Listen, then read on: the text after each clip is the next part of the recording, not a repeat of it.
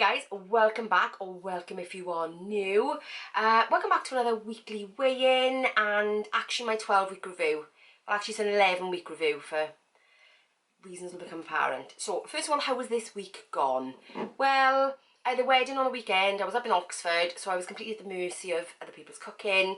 The food at the wedding was absolutely amazing, and I was there all day, so it was that, and it was all the other nibbles that came around, then it was the buffet in the evening. So, I mean, let's just say, you know, it was a long day. I travelled up in the morning, so I've been up since 5. I was tired, I was hungry. So you can imagine how that went over the space of the weekend. And then actually when I came back, I didn't feel great. I think I had a little bit of heat exhaustion because the wedding was outside, everything was outside. So on Monday, I wasn't feeling great at all. So I didn't track for the 2 days either. And everything was fine up until the point where I left here Saturday morning. After that, it went, food-wise, rapidly downhill. I had a wonderful weekend. It was lovely. But, yes, so that's how the week has gone so far in terms of the actual week. Let's get on to before I sort of discuss that, let's get on to the 11-week review. So if you'd seen my 12-week plan way back when, you know, the focus for this 12-week plan was time restrictive eating, or intermittent fasting, whatever you want to call it, and reducing processed food out of my diet. That was the focus. So within that, you've seen me gradually increase my fasting windows. You've seen me do a detox challenge, and I've done some videos on sort of processed food detox and the results of that. So you've kind of seen all that go on within the last 12 weeks. But aside to those challenges and those things, running parallel to that, so in my general life, I've increased my hours at work in order to help out, so I've been back to full time. So those are other factors that have influenced how that plan has run, I suppose. So first of all, let's look at the pros. Let's have a look at the pros of the plan itself, the 12-week plan that I did. So intermittent fasting will always be my go-to for when I get back on track, after coming back off a diet break, if I'm struggling to hold within my calories. Time restrictive eating is always going to be my go-to. So it is I think perhaps a skill, I would put it down to a skill more than anything, that I've learned in order to help me get back on track. So for that reason, intermittent fasting, I can even say it, will always be part of my journey, will be part of my life. The detox, wow, that taught me so much about myself, about the way my body works, about the way that processed foods have an effect. That was such a big realisation for me. It's such a big learning curve to understand that actually the minute you start taking the processed stuff out of your diet, the cravings go away, all that excessive hunger goes away, and I did feel better. So on the positive side, that was such a big learning curve for me, and an experiment that I'm really glad I did. I've always eaten whole foods anyway. I've always cooked from scratch. I don't tend to eat processed foods as meals as such. But obviously snacks are processed, aren't they? So, you know, generally. So yes, so stripping that back and doing that detox, I think taught me a lot and helped me understand how your body responds more positively to that kind of eating plan, you know? And how then when you start eating more processed foods again, like the ice creams or the crisps or the highly processed chocolate and that kind of stuff, how then that has a negative effect. So it's been good to learn that. So let's have a look at the cons really as I saw it. I found that by extending my fasting window to that 18-20 hour window, for me was probably a little bit detrimental. I think it was a form of restriction that either triggered things off or made me not feel happy in the process, that I then thought, oh, this is a struggle, whereas, you know, before, you know, it's been relatively easy to stay on track. I found that it made me think about food more, because I would get hungry, then have to learn tactics to stave off the hunger because I was trying to increase the eating window. So then that puts a little bit of a strain, I think, on your resolve, or at least it did for me. Because I didn't find any actual weight loss benefits to the prolonged fasting, not really, because I was still eating the same amount of calories, so I didn't find any extra benefit in that. For me, those longer fasting windows actually impacted more my resolve and my ability to be able to continue to do what I wanted to do. So for me, that was the downside to that. In terms of the detox, as time went on, the more I did it, the more difficult I found it, because living in the world we live in, living in the environment we live in, it's so difficult to eat a purely non-processed diet. You know, when you live with people who, I mention chocolate all the time, eating X, Y, and Z all the time. I think if you lived on your own in a little bubble, I think that might be easier. But actually, it doesn't matter where you go, what you watch, the advertising is there. You even drive into work, I dread to think how many adverts for McDonald's or things like that that I drive past. I mean, within a short space of time, especially because I work in Cardiff, the further I get into Cardiff, the more big billboard adverts there are. So it's constantly in your face, whether you watch TV, whether you watch YouTube, whether you're on social media, whether you pick up a magazine. It's everywhere, it's absolutely everywhere, and I think it's very, very difficult to lead that whole food diet without feeling either, one, you're slightly deprived, or that you're missing out on something, or it triggers off your craving for something, especially if you're stressed, and then all of a sudden all those go-to things you did before, you see an advert for it, so that brings it back with a vengeance. So I think that all that advertising, plus as well, even things that we wouldn't consider to be highly processed, like say bran flakes, or even normal porridge oats are refined to an extent which, you know, decreases the amount of fibre in it, that, you know, reacts differently to your body. So if we said about 50 years ago, all porridge oats you would have found would have been whole oats. So actually it has a better effect on your body. Cereals that you would have bought years ago wouldn't have had so much sugar in there. Even down to the fact of things like hummus.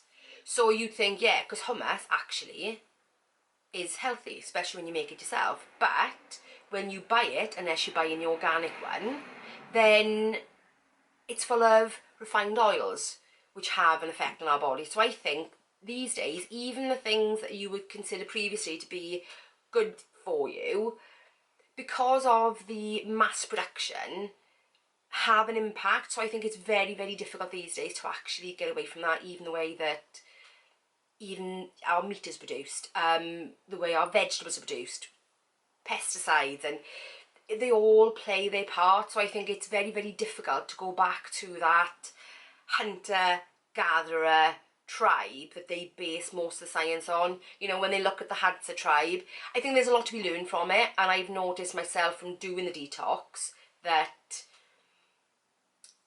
everything, you know, cravings are reduced, sleep was better by doing it, but your actual ability then to be able to do it, I think, is really, really impaired in the society we live in. So that was my big takeaway from that, is yes, in an ideal world, yes, that's the best way to live. However, we don't live in an ideal world, and actually trying to do that whilst not feeling deprived all the time, or feel like you're missing out, or I think is very difficult. So I think the best we can do is limit those processed foods so that we bring it back more into balance, more of like an 80-20, 90-10 split. I think that's maybe, even at least for me anyway, that's probably the best that I can do, at least. I don't know about anybody else. Some people may have far more resolve than me, but for me, not. So those were the downsides, I think. So, pros and cons, you know, both of them are great in terms of hitting a reset if you've perhaps overindulged on the junk stuff and you are sort of struggling to get on track. Doing it for a week or a fortnight as a reset, sort of pure whole foods, is great, absolutely. And it will be a tool that I will use forever and a day, absolutely. So it will always be part of my life as well. But as a long-term thing, I think I would find it too difficult. So that is how the 12 weeks has gone. So like I said, running parallel to that, and as I've reviewed all my weeks, stress has been a big impact this time on my weight loss. Every single week since I increased my hours and started helping out with a different part of the business, I've seen my notes constantly saying stress was an issue this week, really stressed this week, it impacted on my eating. And I'm seeing that as the weeks have gone on, I'm seeing that having bigger and bigger and bigger sections in my reviews, and that's why I love doing the weekly reviews, because I can see over time how big an impact the stress is having. Because whereas in the beginning it took up a little couple of words, then as it was going on it was 1 line, 2 lines, 3 lines, paragraph, 2 paragraphs. So I can see the impact of stress. So that's been really interesting as well, and that's why I do love doing the reviews, because you really see on a week-to-week basis how life affects you as well, how your environment affects you. So stress has been a big thing. So I'm pleased to say that come September I will be back down to my usual working schedule. So stress will be greatly reduced, but I've still got it for the next 6 weeks. So I've got to factor that into whatever I do next. Okay, so that is it. So as I've tallied up the loss, gain, loss, gain, loss, gain, in fact, over the last 12 weeks, I have only lost, over 12 weeks, bear in mind only 8 of those would have been weight loss weeks, 1.6 pounds over the last 12 weeks. Because obviously we can't count the diet break weeks because they're my reset weeks. So yes, up until a couple of weeks ago, I was looking for, over that time period, I was looking at about a £5-6 loss. But then the last couple of weeks have really tripped me up between illness and stress or weekend wedding. So this week I put on 1.1 pound, which I'll take that because what I ate over the weekend, and because of feeling not well and stress and everything, I've not been great since. I'll take that 1.1. I was expecting it to be more. I've got to be honest with you. I was expecting it to be way, way, way more than that. So for me, only losing 1.6 pounds over what effectively is an 8-week. So I got the potential to lose about £8, but I only lost a quarter of that. So for me, am I happy with that? No, not really. Did I learn a lot? Absolutely. Plus as well, I think mixed into it is between the stress, between kind of trying out new stuff, I think as well, if I'm really honest, I got a little bit fed up with the journey, with the process, with the weight loss. I'm at the point now where I think I need to be at maintenance. I need to be at maintenance because I'm just a little bit fed up with it. I'm fed up with that, you know, constant, not battle. I don't think it's a battle as such, but it's constantly having to think about what you're doing, constantly having to make decisions about it, to tackle things, because whenever you're in a deficit, your body is in a state of stress. So, and when you're doing it for any long period of time, even with the diet breaks, that takes its toll. And we kind of need to remember that the fact that whenever we're in deficit, it's stress on our body, accompanied with external stress and the world and environment around us. It's hard. It's a hard journey. It's the most difficult journey ever. You know, I've given up lots of things in my life, you know, smoking being one, and this is by far the hardest thing I think I've ever done, absolutely, in terms of personal journey, growth, development, change. Yeah, it's tough. So I have been really fed up with it all, a bit bored, and as time's gone on, it's kind of like, oh, another one, you know, and it's kind of like, oh, it's not working. So it's been tough recently. But if you know me, I'm always looking for the next solution. I'm always looking for the answer. What can I do? How can I take my learning and put it into something that's going to take me through the next stage of my journey, which is the next 2 stone?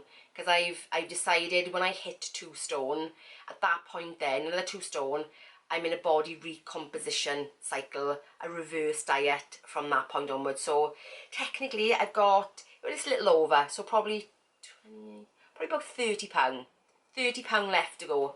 £30. So in the grand scheme of things, you know, where I've lost predominantly £60, you know, I've only got another third to go.